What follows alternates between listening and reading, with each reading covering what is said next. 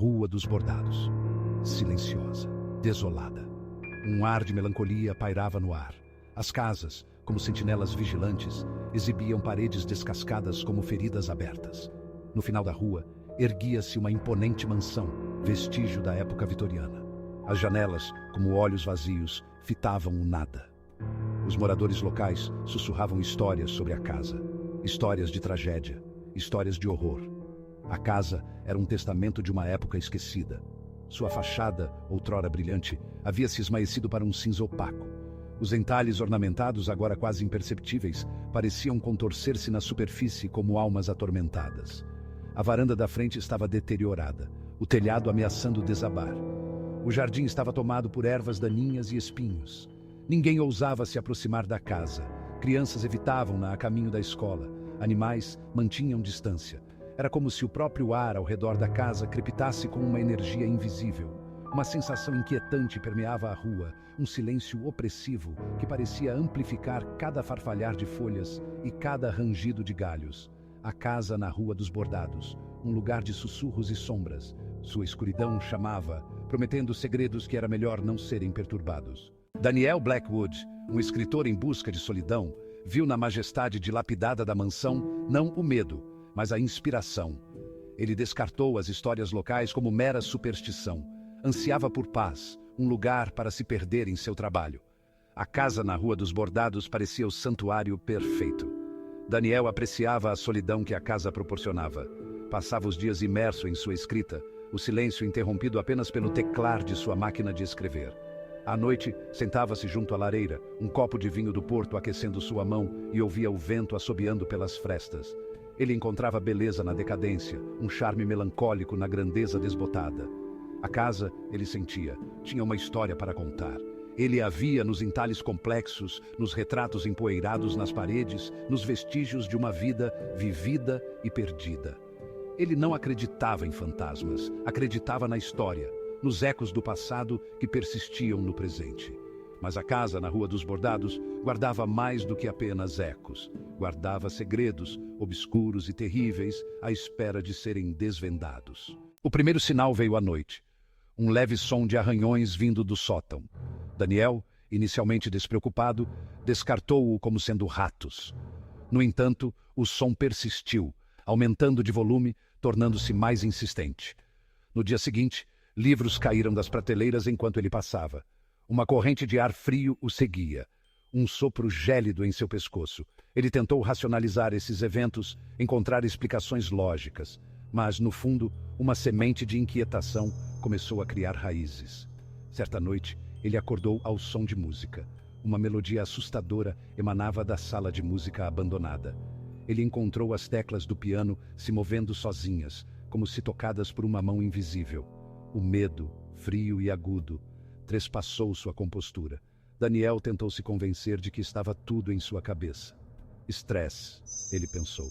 Ele estava trabalhando muito. Mas a casa tinha um jeito de sussurrar dúvidas, de alimentar seu medo crescente. Os dias se transformaram em semanas, cada uma trazendo novos horrores. Sussurros desencarnados o seguiam pelos cômodos vazios. Sombras dançavam no limite de sua visão. O sono não oferecia escapatória, atormentado por pesadelos vívidos com figuras espectrais e gritos arrepiantes.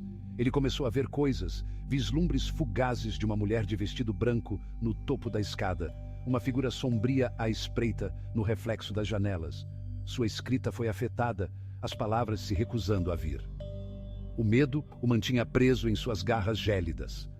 Uma noite, ele descobriu um quarto escondido atrás de uma estante. Lá dentro, encontrou um diário, suas páginas preenchidas com uma caligrafia desesperada e rabiscada. O diário pertencia a uma mulher chamada Amélia, uma antiga moradora da casa. Suas anotações falavam de ocorrências estranhas, de uma presença invisível que a assombrava. As palavras de Amélia lhe causaram calafrios na espinha. Ele leu sobre sua descida à loucura, seu terror aumentando a cada anotação, até que a escrita parou abruptamente. O diário confirmou seus piores medos. Ele não estava sozinho na casa. Atraído por uma força invisível, Daniel se viu diante da porta do sótão. Estava trancada. O som de arranhões que ele ouvira na primeira noite havia voltado, mais alto agora, mais desesperado. Armado com um pé de cabra, ele arrombou a porta.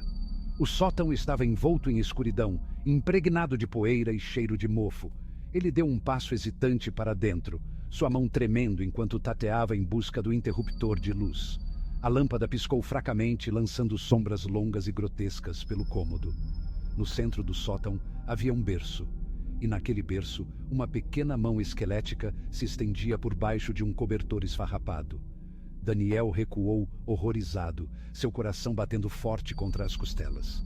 Enquanto olhava, paralisado, o cobertor foi lentamente puxado para trás, revelando nada. O berço estava vazio.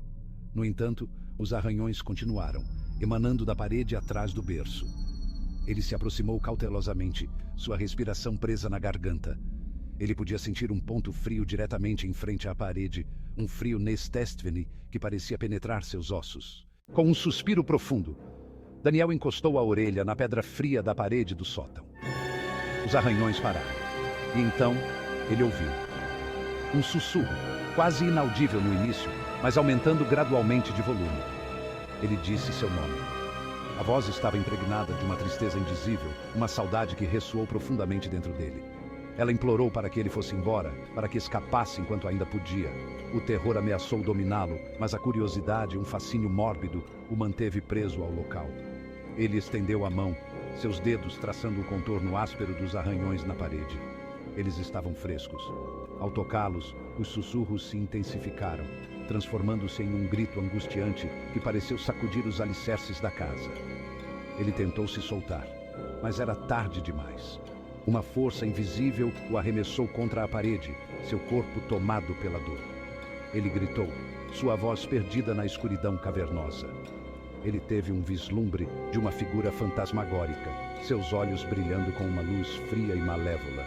E então, tudo ficou escuro. A casa na Rua dos Bordados ficou em silêncio mais uma vez, seus segredos guardados dentro de suas paredes. Daniel Blackwood nunca mais foi visto.